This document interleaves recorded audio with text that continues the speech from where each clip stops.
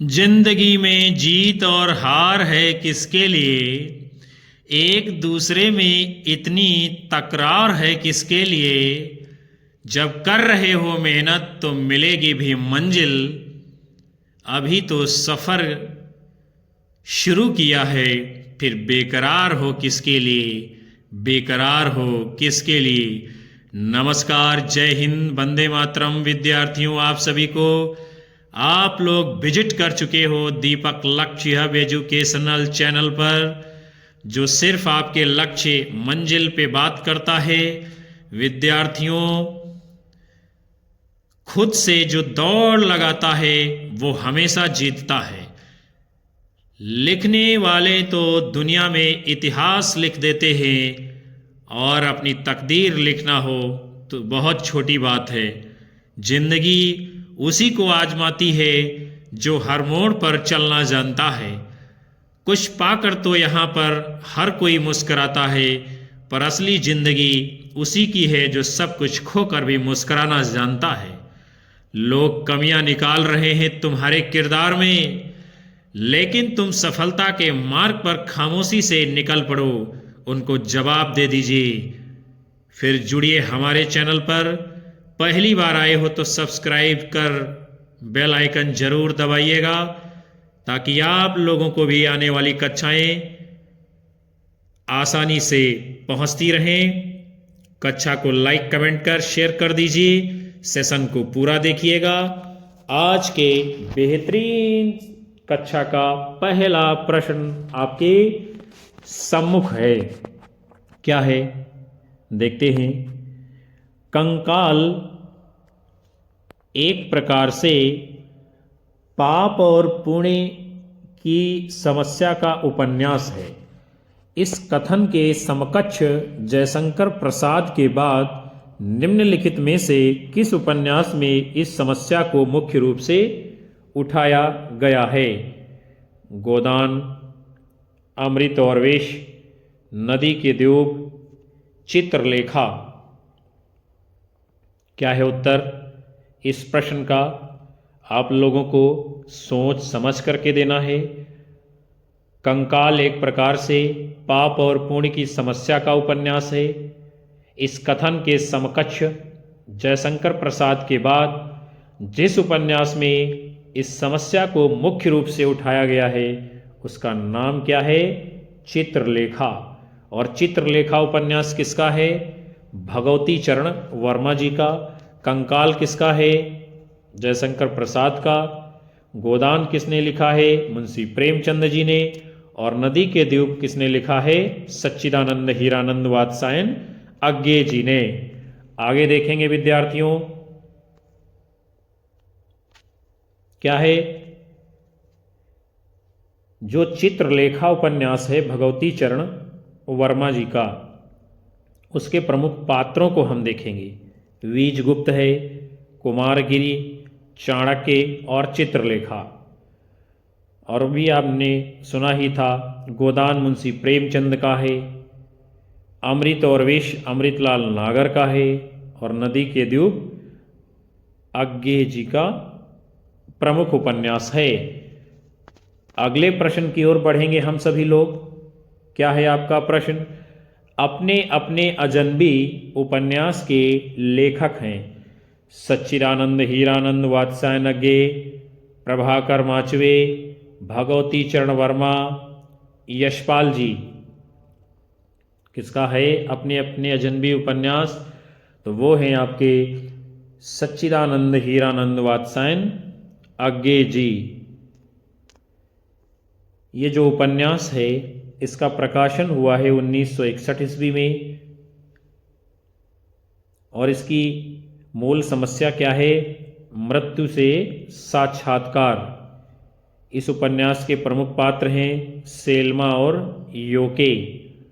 अज्ञे जी के द्वारा रचे गए अन्य उपन्यास हैं शेखर एक जीवनी, ये 2 भागों में है, और नदी के द्यूब। अगले क्रम की ओर बढ़ेंगे। फिर आपका प्रश्न है, उपन्यास और उपन्यासकार की दृष्टि से एक युग्म अशुद्ध है, उसे आप लोगों को बताना है, और बाकी के जोड़े सही हैं। नीला चांद शिव प्रसाद सिंह, ये तो बिल्कुल सही है। सारा आकाश राजेंद्र यादव का उपन्यास है, बिल्कुल सही है। मुझे चांद चाहिए सुरेंद्र वर्मा ने लिखा है, ये भी सही है। तो आपका उत्तर आ ही गया है। यदि आपने चुना है विकल्प बी तो बिल्कुल राइट आंसर आप लोगों का माना जाएगा। फिर आगे देखेंगे हम लोग, जो महाभोज उपन्यास है ये किसका है? मन्नू भंडारी जी का। और अंतर्वशी ये उपन्यास है उषा प्रियंवदा जी का। अगले प्रश्न को देखते हैं। निम्नलिखित में से एक कृति एक प्रसिद्ध साहित्यकार के जीवन पर आधारित उपन्यासात्मक जीवनी है, उसे आप सभी को बताना है। शेखर एक जीवनी, आवारा मसीहा, गुड़िया भीतर गुड़िया, अन्या से अनन्या। कौन सी कृति है जो प्रसिद्ध साहित्यकार के जीवन पर आधारित उपन्यासात्मक जीवनी है? उसका नाम क्या है? आवारा मसीहा। और ये जो आवारा मसीहा है, ये रचनाकार कौन है? विष्णु प्रभाकर जी। विधा क्या है? उपन्यासात्मक जीवनी। अज्ञे जी का उपन्यास है शेखर एक जीवनी। विधा क्या है? उपन्यास। गुड़िया भीतर गुड़िया मैत्री पुष्पा की रचना, और ये आत्मकथा है। अन्या से अनन्या प्रभा खेतान ने लिखा है, ये भी जो है आत्मकथा विधा की रचना है। आगे देखेंगे, आपका प्रश्न है सुरंग में सुबह उपन्यास के लेखक हैं शिवमूर्ति, मिथिलेश्वर, संजीव, अमरकांत। तो सुरंग में सुबह उपन्यास के लेखक कौन है? मिथिलेश्वर जी। इनके द्वारा रचे गए अन्य उपन्यास हैं झुनिया, युद्ध स्थल, प्रेम न बाड़ी उपजे, यह अंत नहीं, माटी कहे कुम्हार से, पानी बिच मीन पियासी इत्यादि। आगे चलते हैं। आपका अगला प्रश्न है औरत की बोली कृति के रचनाकार हैं महुआ माझी, गीताश्री, मैत्रेयी पुष्पा, अलका सरावगी। तो औरत की बोली ये रचना किसकी है?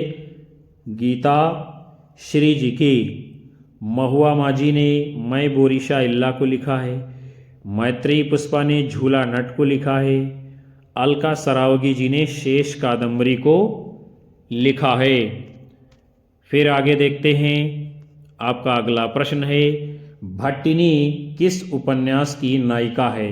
बाणभट्ट की आत्मकथा, चित्रलेखा, दिव्या, पुनर्नवा। किस उपन्यास की नायिका है ये? भट्टिनी। तो वो उपन्यास है आपका बाणभट्ट की आत्मकथा। फिर जो है इस उपन्यास के, ये तो भट्टिनी प्रमुख पात्र हो गई। न्यूनिया, सुचारिता, महामाया, ये भी जो है इस उपन्यास के प्रमुख पात्र हैं। और बाणभट्ट की आत्मकथा जो उपन्यास है ये आचार्य हजारी प्रसाद द्विवेदी जी का है। आपका अगला प्रश्न है निम्नलिखित उपन्यासों में श्रीलाल शुक्ल का कौन सा उपन्यास है? एक चिथड़ा सुख, तीसरा आदमी, उखड़े हुए लोग, सीमाएं टूटती हैं। तो जो उपन्यास इनमें से श्रीलाल शुक्ल जी का है उसका नाम है सीमाएं टूटती हैं। इनके जो अन्य उपन्यास हैं सूनी घाटी का सूरज, अज्ञातवास, राग दरबारी, मकान, पहला पड़ाव, विश्रामपुर का संत इत्यादि। एक चिथड़ा सुख निर्मल वर्मा का उपन्यास है। उखड़े हुए लोग राजेंद्र यादव का उपन्यास है। तीसरा आदमी कमलेश्वर जी का उपन्यास है। आगे बढ़ते हैं विद्यार्थियों। आपका प्रश्न है मिलजुल मन उपन्यास की लेखिका हैं कृष्णा सोबती, मन्नू भंडारी, मृदुला गर्ग, उषा प्रियंवदा। किसने लिखा है मिलजुल मन को? तो वो हैं आपकी मृदुला गर्ग जी। इनके द्वारा रचे गए अन्य प्रमुख उपन्यास हैं उसके हिस्से की धूप, वंशज, चितकोबरा, अनित्य, मैं और मैं, कठगुलाब इत्यादि। आपका अगला प्रश्न है, हजारी प्रसाद द्विवेदी के उपन्यास अनामदास का पोथा में किस उपनिषद के सर्वाधिक स्थलों का प्रयोग हुआ है? कठोपनिषद, छांदोग्य उपनिषद, याज्ञवल्क्य उपनिषद, बृहदारण्यक उपनिषद। क्या है उत्तर? हजारी प्रसाद द्विवेदी के उपन्यास अनामदास का पोथा में जिस उपनिषद के सर्वाधिक स्थलों का प्रयोग हुआ है उसका नाम क्या है? छांदोग्य उपनिषद। और यह उपन्यास 1976 ईस्वी में प्रकाशित हुआ है। आगे बढ़ते हैं। आपका प्रश्न है, तीसरी सत्ता उपन्यास के लेखक का नाम क्या है? गिरिराज किशोर, श्रीलाल शुक्ल, गोविंद मिश्र, निर्मल वर्मा। किसका है तीसरी सत्ता उपन्यास? तो वे हैं आपके गिरिराज किशोर जी। गिरिराज किशोर जी के द्वारा लिखे गए अन्य उपन्यास हैं लोग, चिड़ियाघर, यात्राएं, जुगलबंदी, यथा प्रस्तावित, परिशिष्ट, असलाह, ढाई घर, पहला गिरमिटिया इत्यादि। फिर जो है विद्यार्थियों, आपका अगला प्रश्न है, निम्नलिखित में से कौन सा उपन्यास कमलेश्वर जी का नहीं है? काली आंधी, डाक बंगला, चौखट, कितने पाकिस्तान। इनमें से जो उपन्यास कमलेश्वर जी का नहीं है उसका नाम है चौखट। यानी चौखट ये उपन्यास किसका है? द्रोणवीर कोहली जी का। और काली आंधी, डाक बंगला, कितने पाकिस्तान, ये सब कमलेश्वर जी के हैं। एक सड़क 57 गलियां, लौटे हुए मुसाफिर, समुद्र में खोया हुआ आदमी, ये सभी उपन्यास कमलेश्वर जी ने लिखे हैं। आगे बढ़ेंगे। आपका प्रश्न है, उपन्यास और कहानी के अंतर को व्यक्त करने वाला जो कथन सही नहीं है उसे क्या करना है? आप लोगों को बताना है। तो चलिए हम देखते हैं। उपन्यास में कथानक होता है, कहानी में वो अनिवार्य नहीं है। कहानी में चरित्र, वातावरण आदि की प्रधानता होती है। तो यानी क्या है? यह तो बात सत्य है।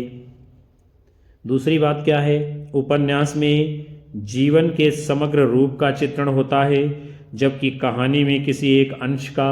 ये भी बात सही है। फिर अगली बातें क्या हैं जरा उसे हम देखते हैं। उपन्यास में अनेक स्थलों पर इतिवृत्तात्मक वर्णन मिलते हैं जबकि कहानी में छोटे आकार के कारण ऐसे स्थल नहीं होते हैं। ये भी सत्य है। फिर जो सही नहीं है उत्तर के रूप में आपकी बात, वो है विकल्प डी, उपन्यास कहानी का लघु संस्करण होता है। कहानी उपन्यास का 10वां भाग होती है। ना तो कहानी उपन्यास का लघु संस्करण है और ना ही कहानी उपन्यास का 10वां भाग। इसीलिए यह बात गलत है और यही आपका उत्तर है। फिर आपका अगला प्रश्न है, हिंदी उपन्यासों की संरचना के मूल आधार रहे हैं बंगला उपन्यास, मराठी उपन्यास, फ्रेंच उपन्यास, अंग्रेजी उपन्यास। क्या है उत्तर? हिंदी उपन्यासों की संरचना के मूल आधार क्या रहे हैं? अंग्रेजी के उपन्यास। आचार्य महावीर प्रसाद द्विवेदी जी ने सरस्वती में प्रकाशित एक निबंध उपन्यास रहस्य में इस बात को स्वीकार किया है कि उपन्यास के प्रचलन, विकास, सृजन का श्रेय पश्चिमी देशों के लेखकों को ही है, जिससे प्रेरणा लेकर हिंदी में भी उपन्यास रचा जाने लगा था। आपका अगला प्रश्न है, गोदान उपन्यास में शिक्षक पात्र कौन है, यानी मास्टर साहब का नाम आपको बताना है। मिस्टर खन्ना, मिर्जा खुर्शीद, ओंकार नाथ, मेहता साहब। गोदान उपन्यास में जो शिक्षक पात्र हैं उनका नाम क्या है? प्रोफेसर मेहता। ये मुंशी प्रेमचंद जी का उपन्यास है, 1936 में प्रकाशित हुआ है। इसमें किसान जीवन की महागाथा एवं ऋण की समस्या का चित्रण है। गोदान ग्राम्य जीवन और कृषि संस्कृति का महाकाव्य माना जाता है और इसमें प्रगतिवाद, गांधीवाद और मार्क्सवाद पूर्ण परिप्रेक्ष्य में चित्रित किया गया है। यानी प्रगतिवादी विचार, गांधीवादी विचार, मार्क्सवादी, ये सब प्रकार की बातें इस उपन्यास में आ गई हैं। आगे देखते हैं। आपका प्रश्न है, गोदान उपन्यास की कथा वस्तु की कसावट में कमी आई है, यानी क्यों कमी आई है ये आपको बताना है। बहुत कम चरित्रों को शामिल करने से, चरित्र इसमें बहुत सारे हैं, यानी ये क्या है? नहीं सही है।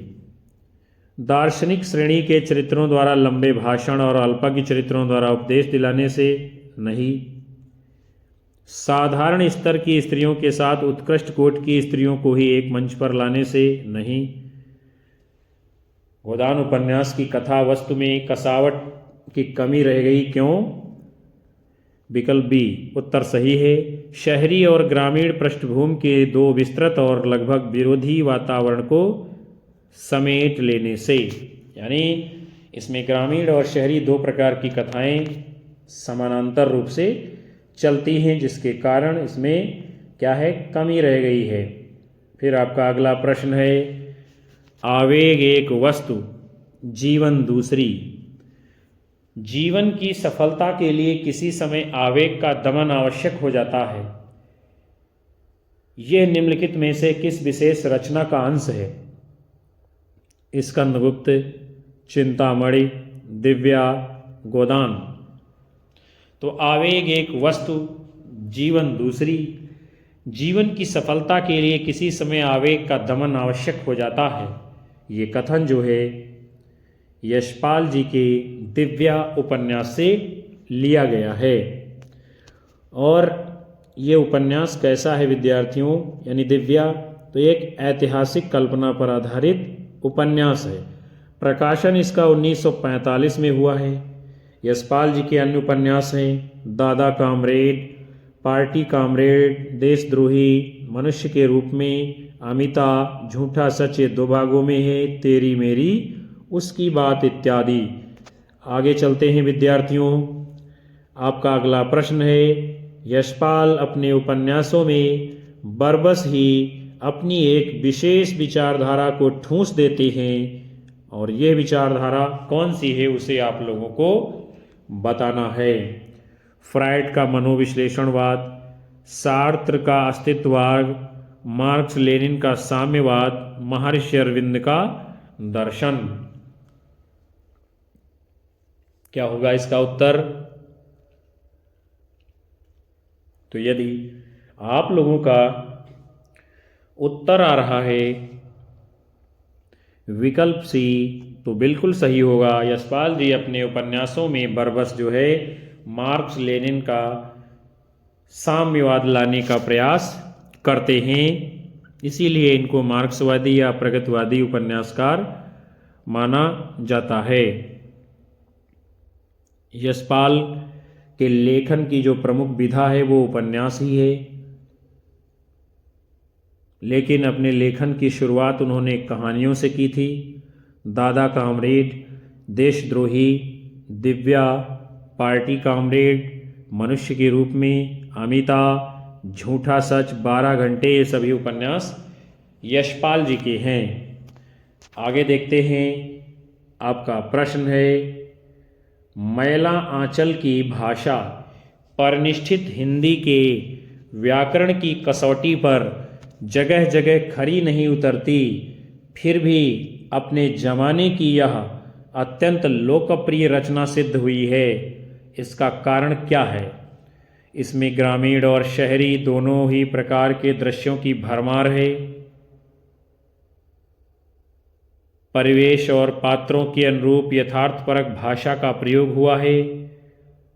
लोक कथाओं, लोकोक्तियों, मुहावरों और लोकगीतों से परहेज किया गया है। इसमें व्याकरण जन्य त्रुटियां नहीं हैं। क्या बात है? इसके उत्तर के रूप में तो मैला आंचल की भाषा परिनिष्ठित हिंदी के व्याकरण की कसौटी पर जगह जगह खरी नहीं उतरती है, फिर भी यह अपने जमाने की अत्यंत लोकप्रिय रचना सिद्ध हुई है, क्योंकि होता क्या है, इसमें व्याकरण जन्य त्रुटियां नहीं हैं। यही आपका सही उत्तर है। आगे बढ़ेंगे। आपका अगला प्रश्न है, 52 ने दो आज़ाद देशों को, हिंदुस्तान और पाकिस्तान की ईमानदारी को, इंसानियत को बस 2 डग में नाप लिया, ये कथन है सुमिरत दास का, पाकिस्तानी सीमा रक्षक सिपाही का, फणीश्वर नाथ रेणु का, डॉक्टर प्रशांत का। तो मैला आंचल उपन्यास के जो लेखक हैं फणीश्वर नाथ रेणु का ही ये कथन है। क्या कहते हैं? 52 दास ने 2 आज़ाद देशों हिंदुस्तान और पाकिस्तान की ईमानदारी को, इंसानियत को बस 2 डग में नाप लिया है। फणीश्वर नाथ रेणु हिंदी के आंचलिक उपन्यासकार हैं। ये कथन फणीश्वर नाथ रेणुकृत मैला आंचल से लिया गया है। मैला आंचल उपन्यास का प्रकाशन 1954 में हुआ है। इसमें बिहार के पूर्णिया जिले के मेरीगंज गांव की कथा है। इनके द्वारा रचे गए अन्य आंचलिक उपन्यास हैं परती परिकथा, दीर्घ तपा, जुलूस, कितने चौराहे, पलटू बाबू रोड, राम रतन राय। और राम रतन राय इनका जो है अधूरा उपन्यास है। अगले क्रम की ओर बढ़ेंगे हम सभी लोग। आपका अगला प्रश्न है, कितने ही सिद्धांत जो एक जमीन में सत्य समझे जाते थे आज असत्य सिद्ध हो गए हैं, पर कथाएं आज भी उतनी ही सत्य हैं, क्योंकि उनका संबंध मनोभावों से है। ये कथन किसका है? प्रेमचंद, रामचंद्र शुक्ल, अज्ञेय, जैनेन्द्र कुमार। तो किसका है ये कथन विद्यार्थियों? मुंशी प्रेमचंद जी का। क्या कहते हैं? कितने ही सिद्धांत जो एक जमाने में सत्य समझे जाते थे आज असत्य सिद्ध हो गए हैं, पर कथाएं आज भी उतनी ही सत्य हैं, क्योंकि उनका संबंध मनोभावों से है। आगे चलेंगे विद्यार्थियों हम सभी लोग। आपका प्रश्न है, क्या करना है? सुमेलित करना है। यानी एक तरफ है उपन्यास और दूसरी तरफ है उपन्यासकार, उसे जो है सुमेलित करना है। तो चलिए देखते हैं हम लोग कौन सा उपन्यास किसका है।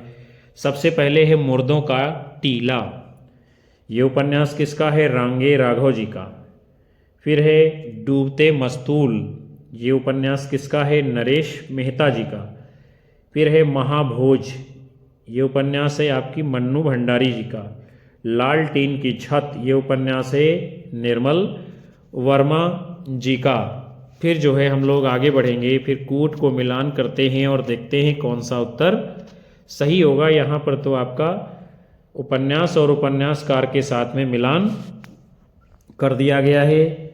यानी क्या है? ए का 3 है और बी का 4 है और सी का 2 है और डी का 1 है। यही जिसमें होगा वही आपका सही कूट उत्तर माना जाएगा। तो ये है आपका विकल्प बी में, यही आपका सही उत्तर है। बाकी जो है मिलान आपने देख ही लिया था। हम लोग बढ़ेंगे अगले प्रश्न की ओर। चंद्रकांता उपन्यास के संबंध में असत्य कथन को चिन्हित करना है जो सही नहीं है। ये परीक्षा गुरु के बाद की कृति है, सही है। इसमें असाधारण कल्पना शक्ति निहित है, सही है। इस उपन्यास में रहस्य को सुरक्षित रखने वाला कथा संगठन विद्यमान है, सही है। फिर गलत क्या है? इसका प्रकाशन जो है 1894 ईस्वी में नहीं हुआ है, इसीलिए यह गलत है। तो फिर जब 1894 ईस्वी में प्रकाशन नहीं हुआ है तो हुआ कब है? तो इसका प्रकाशन जो है 1888 ईस्वी में हुआ है। और लेखक कौन है इसके? देवकीनंदन खत्री जी। जबकि परीक्षा गुरु का प्रकाशन 1882 में है, यानी इसके बाद की कृति है। इसमें असाधारण कल्पना शक्ति भी निहित है। इस उपन्यास में रहस्य को सुरक्षित रखने वाला कथा संगठन भी विद्यमान रहता है। ये सभी कथन सत्य हैं। चंद्रकांता संतत 24 भाग, नरेंद्र मोहिनी, वीरेंद्र वीर, कुसुम कुमारी, गुप्त गोदना, ये सभी उपन्यास किसके हैं? देवकीनंदन खत्री जी के। आगे बढ़ते हैं विद्यार्थियों अगले क्रम में। क्या है आपका प्रश्न है? निम्नलिखित में से वृंदावन लाल वर्मा जी की रचना कौन सी है? गढ़कुंडार, साहित्य सहचर, वरुण के बेटे, सुनीता। कौन सी रचना है वृंदावन लाल वर्मा जी की? तो उसका नाम है गढ़कुंडार। और ये क्या है? उपन्यास विधा की रचना है। इनके द्वारा रचे गए अन्य उपन्यास हैं विराटा की पद्मिनी, लगन, संगम, प्रत्यागत, कुंडली चक्र, प्रेम की भेद इत्यादि।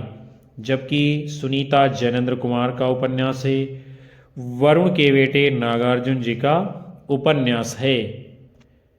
आगे देखते हैं अगले क्रम में आपका प्रश्न है रूठी रानी उपन्यास के लेखक कौन हैं? मुंशी प्रेमचंद, अंबिका दत्त व्यास, प्रताप नारायण मिश्र, भगवती चरण वर्मा। किसने लिखा है रूठी रानी उपन्यास को? तो वो हैं आपके मुंशी प्रेमचंद जी। इसका प्रकाशन 1907 में हुआ है। ये मुंशी प्रेमचंद जी का ऐतिहासिक उपन्यास है। असरारे मयाविद प्रेमचंद जी का प्रथम उपन्यास है। और प्रेमचंद का हिंदी में मूल रूप से लिखा गया जो प्रथम उपन्यास है उसका नाम है काया कल्प। ये बात बहुत महत्वपूर्ण है, आपको ध्यान में रखनी है। फिर जो है आपका अगला प्रश्न है विद्यार्थियों, निम्नलिखित में से कौन उपन्यास यानी उपेंद्रनाथ अश्क के द्वारा रचित नहीं है? शतरंज के मोहरे, सितारों का खेल, गर्म राख, शहर में घूमता आईना।